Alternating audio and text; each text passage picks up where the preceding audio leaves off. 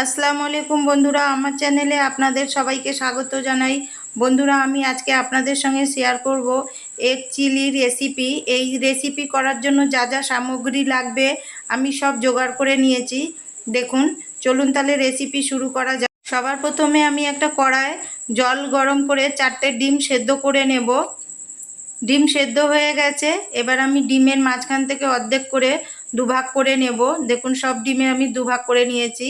এবার আমি এই ডিমগুলো একটা অন্য পাত্রে তুলে রাখবো। এবার আমি নিয়ে নিয়েছি আর একটা বাটি। এই বাটিতে আমি 4 থেকে 5 চামচ নিয়ে নিয়েছি কর্নফ্লাওয়ার আর সমপরিমাণে নিয়ে নিয়েছি ময়দা। এবার এই ময়দার মধ্যে দিয়ে দিচ্ছি 1 চামচ গোলমরিচ গুঁড়ো, স্বাদ অনুযায়ী লবণ আর একটুখানি হলুদ গুঁড়ো।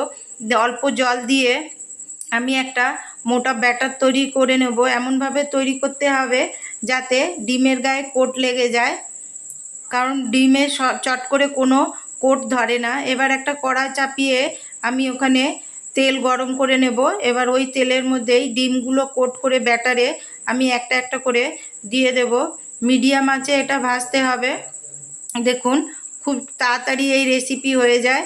আর দেখুন বন্ধুরা, একটু ডিমের কোট ছেড়ে দিয়েছে। আপনারা চাইলে ওপর থেকে আলাদা করে একটু ব্যাটার দিয়ে দিতে পারেন, আমি দিইনি, ভুলে গেছি। এবার বাকি ডিমগুলো ঠিক আমি এইভাবেই ভেজে তুলে নেব। দেখুন, সব ডিম ভাজা হয়ে গেছে। এবার কড়ায় বেশি তেল রয়েছে, ওখান থেকে আমি তেল তুলে নেব। এবার দিয়ে দিচ্ছি অল্প একটুখানি রসুন কুচি, দিয়ে দিচ্ছি কাঁচা লঙ্কা কুচি, যে যেরম ঝাল খাবেন। একটু ভাজা হয়ে গেছে, এবার দিয়ে দিচ্ছি একটা ক্যাপসিকাম, ভালো করে ওটা একটু মোটা মোটা করে কেটে নিয়েছি। এবার দিয়ে দিচ্ছি একটা পেঁয়াজ, ভালো করে ছাড়িয়ে নিয়েছি। একটা টমেটো দিয়ে দিলাম, মোটা মোটা করে কাটা আছে। এবার এইগুলো আমি 5 মিনিট মতন ভেজে নেব। দেখুন, এইগুলো ভাজা হয়ে গেছে। এবার এর মধ্যেই দিয়ে দিচ্ছি স্বাদ অনুযায়ী লবণ। লবণটা একটু বুঝে দিতে হবে বন্ধুরা, কিন্তু কারণ এখানে অনেকগুলো সস যাবে। এবার এর মধ্যে দিয়ে দিচ্ছি অল্প একটুখানি জল, যাতে এই যে ক্যাপসিকাম, পেঁয়াজ আর টমেটো রয়েছে এইগুলো একটু যাতে নরম হয়ে যায়। দেখুন, এবার এর মধ্যেই দিয়ে দিচ্ছি 1 চামচ গ্রিন চিলি সস, দিয়ে দেবো 1 চামচ সয়া সস, দিয়ে দেবো 1 চামচ রেড চিলি সস আর 1 চামচ দিয়ে দেব এখানে টমেটো সস। দিয়ে খুব ভালো করে এইগুলো একসাথে মিশিয়ে নেব।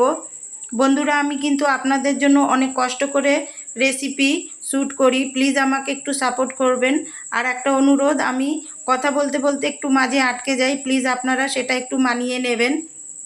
এবার এর মধ্যেই দিয়ে দিচ্ছি 2 চামচ কর্নফ্লাওয়ার রয়েছে। এবার অল্প জল দিয়ে আমি এটা গুলে নেব। গোলার পরে আমি এই মিশ্রণটি আমি এই কড়াইয়ের মধ্যে দিয়ে দেব।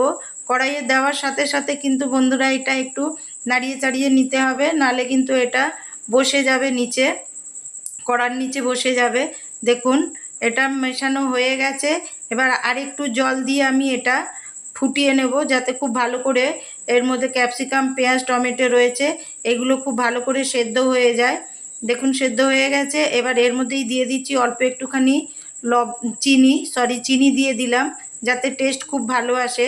বাড়ির নাগালে সবসময় তো চিকেন পাওয়া যায় না, যার জন্য আমি এগ চিকেনই রেসিপি আপনাদের সঙ্গে আজকে শেয়ার করলাম। এবার যে আমি ডিমগুলো ভেজে রেখেছিলাম, এবার আস্তে আস্তে করে দিয়ে দিলাম। এগুলো বেশি নাড়ানো যাবে না, তাহলে যে ফ্রাই করার সময় যে কোটিংটা রয়েছে তাহলে কিন্তু ওটা ছেড়ে আসবে। এবার এটা আমি 5 মিনিটের জন্য ঢাকা দিয়ে দেব। 5 মিনিট পরে আমি আপনাদের দেখাচ্ছি রেসিপি কত সুন্দর হয়েছে। এটা আপনারা ভাত দিয়ে, রুটি দিয়ে, পরোটা দিয়ে, লুচি দিয়ে, যার সাথে ইচ্ছা খেতে পারেন। এবারে উপর থেকে দিয়ে দিলাম 1 চামচ গোলমরিচ গুঁড়ো। গুঁড়ো দিলে টেস্ট আরও দ্বিগুণ বেড়ে যায়। তৈরি হয়ে গেল আমার আজকের এগ চিলি রেসিপি। বন্ধুরা, আমার রেসিপি যদি আপনাদের ভালো লাগে তাহলে প্লিজ আমাকে সাপোর্ট করবেন, আমার পাশে থাকবেন। আর আমার রেসিপিকে লাইক, শেয়ার, কমেন্ট করতে ভুলবেন না। দেখা হচ্ছে পরের ভিডিওতে। আল্লাহ হাফিজ।